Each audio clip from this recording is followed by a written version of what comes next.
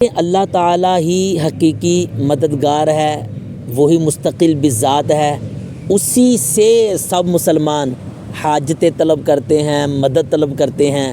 ہم بھی اللہ سے ہی مدد طلب کرتے ہیں اور اللہ سے ہی مدد طلب کرنی چاہیے۔ لیکن آپ کو ایک مسئلہ بیان کروں، کچھ لوگوں کا گمان یہ ہے کہ اگر کسی نے غیر اللہ سے مدد طلب کی تو وہ مشرک ہو جائے گا معاذ اللہ۔ ایسی بات نہیں ہے بھائی، ہم سب اللہ سے مدد طلب کرتے ہیں، اس میں تو کسی کو کوئی اشکال نہیں ہے۔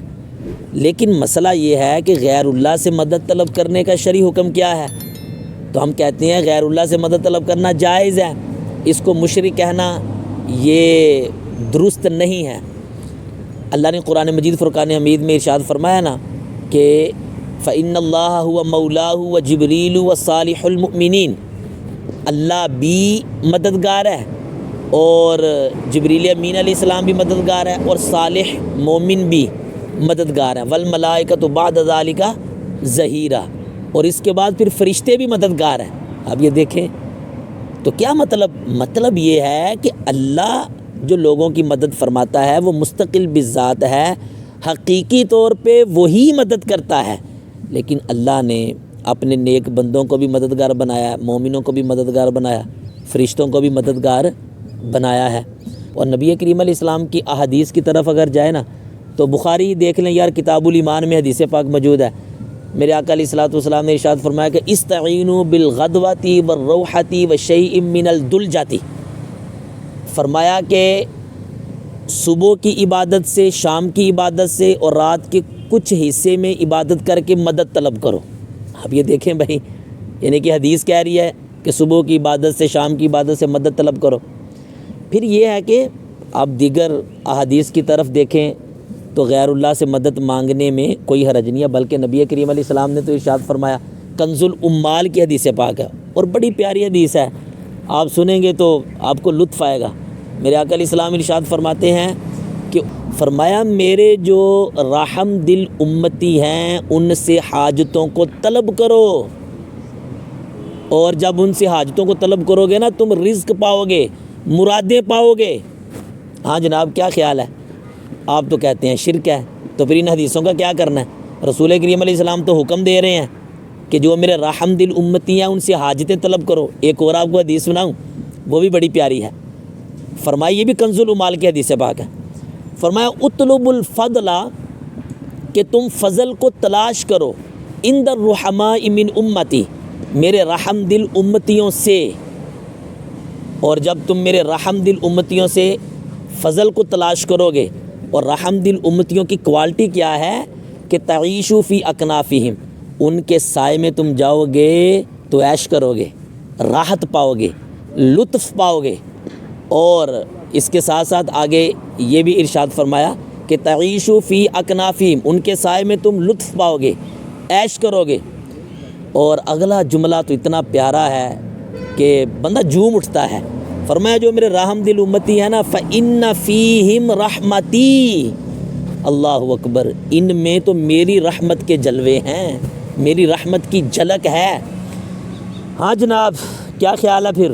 رسول اللہ تو فرما رہے ہیں رحم دل امتیوں سے حاجتیں طلب کرو۔ ویسے بھی یہ غوث پاک کا مہینہ ہے، غوث پاک سے بڑا رحم دل کون ہوگا جناب؟ وہ تو اللہ کے ولی ہیں، صرف ولی نہیں، ولیوں کے سردار ہیں۔ تو کسی نے ان حدیثوں پر عمل کرتے ہوئے غوث پاک سے حاجتیں طلب کی، غوث پاک کو پکارا، تو اگر شرک ہے تو کیا حدیث رسول شرک کی تعلیم دے رہی ہے؟ کیا اسلام صرف آپ کو سمجھ آیا ہے؟ ایسی باتیں نہ کریں یار۔ ہاں، یہ مسئلہ ضرور ہے کہ اولا اور افضل یہی ہے کہ اللہ سے ہی مدد طلب کی جائے، اللہ سے ہی مدد طلب کی جائے، لیکن اگر کوئی غیر اللہ سے مدد طلب کرتا ہے تو اس میں کوئی حرج نہیں ہے، جب کہ وہ غیر اللہ کے بارے میں یہ نظریہ رکھتا ہو کہ اس کو اللہ نے مددگار بنایا ہے۔ اللہ کے ولی یہ اللہ کی صفات کے مظہر ہوتے ہیں، تو ہم مسلمانوں کا یہی نظریہ ہوتا ہے کہ مستقل بذات، حقیقی طور پہ اللہ ہی مددگار ہے۔ اللہ کے جو ولی ہیں مطلب کہ ان کو اللہ نے مددگار بنایا ہے، تو لہذا ان احادیث کی روشنی میں بھی مدد طلب کریں گے غیر اللہ سے تو کوئی حرج نہیں ہے۔ اچھا، اس میں دیکھیں اللہ بھی مددگار، غوث پاک بھی مددگار، تو اگر آپ کہیں کہ یہ کیا، سمپل سی بات ہے، اللہ بھی زندہ ہے، آپ اور میں بھی زندہ ہیں، نہیں ہے زندہ ہیں تو بھائی آپ سوشل میڈیا کو یوز کر رہے ہیں نا، تو اب اللہ کے زندہ ہونے پہ اور ہم لوگوں کے زندہ ہونے پہ کتنا فرق ہے؟ یہ تو سمپل سی بات ہے، ہر کوئی سمجھ گیا ہوگا۔ اللہ ہمیشہ سے ہے، ہمیشہ سے زندہ ہے، ہمیشہ ہی رہے گا، موت اس کو آ نہیں سکتی۔ ہم کو اللہ نے پیدا کیا، ہم مر جائیں گے، موت ہمیں آئے گی۔ تو جتنا فرق ان دو باتوں میں ہے نا، اتنا ہی فرق اللہ کے مددگار ہونے میں اور بندوں کے مددگار ہونے میں ہے۔ تو بھائی اس فرق کے ہوتے ہوئے، اس فرق کو سمجھتے ہوئے کوئی اللہ کے بندوں سے مدد طلب کرتا ہے، اولیاء سے، انبیاء سے مدد طلب کرتا ہے، تو احادیث میں نے بیان کر دی، اس میں کوئی حرج نہیں ہے۔ تو پھر کیا خیال ہے؟ المدد یا غوث کہیں، کیونکہ میرے آقا کا فرمان ہے، سبحان اللہ، کنز المال میں موجود ہے، فرمایا میرے رحم دل امتیوں سے حاجتیں طلب کرو، رزق پاؤ گے اور مرادیں پاؤ گے۔ تو غوث پاک تو رحم دل ہے نا، تو پھر ہم کہیں گے المدد یا غوث، اس کو شرک نہ کہیں یار۔ میں نے پہلے بتا دیا، افضل یہی ہے کہ اللہ سے مدد طلب کریں۔